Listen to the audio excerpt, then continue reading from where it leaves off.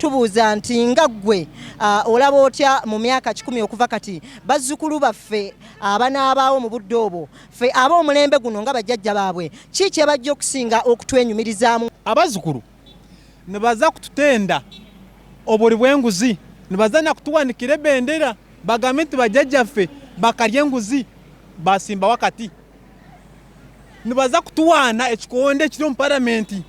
Ekyo kyo ne baza kutuwaana nnyo, ekikonde ekiri mu palamenti nosoto ng'omu palamenti bakatwalayo bagorora mano notuuka n'ekiseera webuuza oba bakasoma ebitabo by'okusoma okateera omuntu ekikonde akagwa ameeza.